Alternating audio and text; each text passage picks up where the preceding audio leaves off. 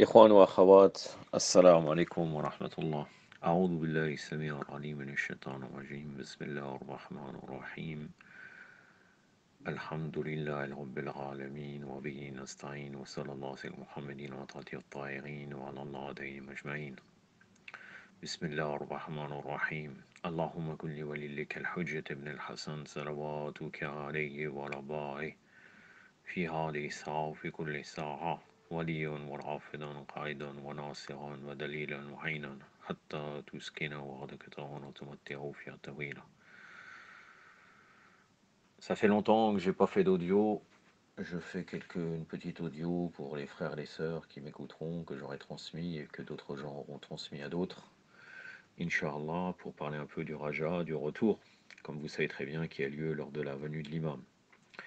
Il y a différentes opinions entre les auteurs imamites sur ce sens du Raja, et c'est ce que fait allusion Al-Mufid. Mufid, il dit qu'il y a deux points. Il y a le premier point sur le Raja, c'est que le Raja aura lieu simultanément avec le Dehors d'Al-Qaim, ou avant ou après. Allez, ça va, je vais faire Raja.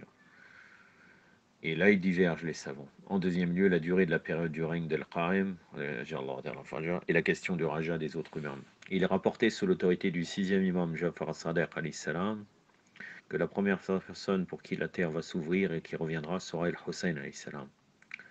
Il ne s'agit pas d'un grand retour de tous les morts qui aura lieu le jour du jugement dernier, mais plutôt ce sera un retour partiel des seuls véritables croyants et la totalité des non-croyants. Un autre rapport cite le cinquième imam al-Baqir alayhi salam qui avait dit à un groupe de personnes de Koufa qu'Al-Hussein alayhi salam sera la première personne à revenir. Il régnera jusqu'à ce que ce sourcil tombe sur les yeux, c'est-à-dire que jusqu'à la peau de son front devienne tellement flasque, dû à la vieillesse, que ses sourcils commencent à glisser sur ses yeux. En outre, un rapport d'imam Sadiq alayhi salam ajoute que l'imam Hussein sera chargé de juger les actes des peuples avant et après la résurrection finale, quand ils vont entrer soit au paradis, au ciel, soit en enfer, soit au paradis du ciel, soit en enfer, selon son jugement. En expliquant le passage du Coran qui dit ensuite, nous avons donné une revanche à prévaloir contre eux et vous avons aidé. Sourate 17, verset 6, l'imam Sadiq alayhi salam nous dit que cela signifie le retour d'imam Hussein qui sera accompagné de ses 72 compagnons tués à ses côtés sur le champ de bataille de Karbala. Ses compagnons annonceront le retour d'imam Hussein au peuple. Dans le même temps, dit l'imam, les croyants ne doivent pas douter de lui, car il n'est ni l'antéchrist, Dajjal, ni le diable. Le Qa'im, sera parmi le peuple. Lorsque le peuple sera rassuré de l'identité d'imam Hussein, le Qa'im mourra et Hussein effectuera ses rites funéraires et l'enterrera. Donc il tombera martyr, l'imam al-Hujja. C'est pas... Dans un endroit où Al-Mufid explique sa propre position concernant la signification du Raja.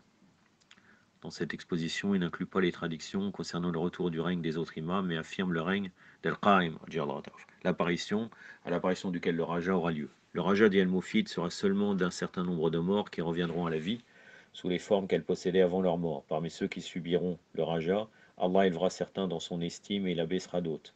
Ceux qui étaient bons auront l'ascendant sur ceux qui étaient mécréants. Ceux qui étaient opprimés auront raison des oppresseurs. Ceci se produira au moment du soulèvement du Mahdi, de parmi la progéniture de Muhammad sallallahu alayhi wa sallam. Al-Mufid continue pour diviser ceux qui seront revenus en deux groupes sur la base de leur foi et de leur action.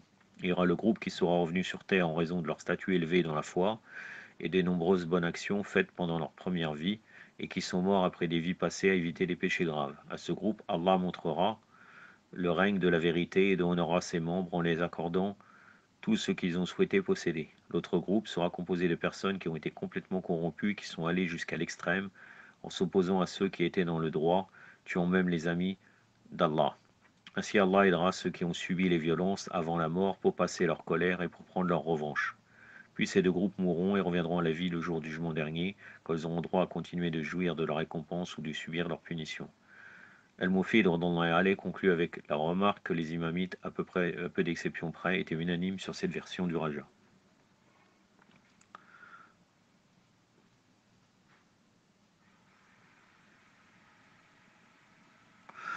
Ce point de vue imamite du Raja a été violemment attaqué par les Mu'tazilites, comme il est évident dans la description par Al-Mufid de sa rencontre avec eux et de sa revendication de la position imamite concernant la question particulière du retour des morts pour permettre aux croyants d'exiger leur vengeance des mécréants. Dans une discussion entre les Mu'tazilites et les Imamites, les Mu'tazilites ont soulevé la question suivante. Comment les chiites peuvent-ils être sûrs que Yazid, la'anatullah alayh, al-Shimr ou Abdurrahman ibn Munjim, une fois revenus, ne se repentiraient pas et ne commenceraient pas par l'obéissance à l'imam, ce qui exigerait de la part des chiites de les traiter en amis, et ainsi ils seront assurés de la récompense. Pour les Mu'tazilites, une telle possibilité rend la croyance imamite fausse. Avant qu'Al-Mufid soit engagé à défendre la position imamite, un autre savant imamite dont le nom n'est pas donné dans la source a répondu aux critiques des Mu'tazilites, en disant que puisque la croyance de la Raja a été dérivée par le Sam, la source basée sur la révélation, il n'y avait pas lieu pour Al-Nazar, c'est-à-dire la connaissance discursive, à essayer de répondre à cette question. En l'absence de nas approprié, preuve textuelle pour appuyer un argument particulier, était inapproprié pour lui de répondre à cette question. Lorsque les Mu'tazilites ont entendu ceci, ils ont commencé à décrire les imamites et à les dénoncer pour une telle croyance. À ce moment, El-Moufid est venu offrir une réponse double à cette question. D'abord, dit-il, l'intellect, l'aql, ne considère pas impossible pour la foi de se produire dans Yazid, Al-Shimr et leurs semblables. Mais Sam, les sources traditionnelles, particulièrement les hadiths des imams, affirment que leur demeure permanente est le feu et ont commandé les disciples de ces derniers de les maudire et de les désavouer jusqu'au dernier jour, sans avoir le moindre doute au sujet de leur destin final. Il est incontesté qu'ils ne croient pas en raison de leur propre choix, juste comme dans le cas du pharaon, de Korah et de Hammam, au sujet desquels Allah fait des déclarations dans le Coran, sourate 29, verset 39.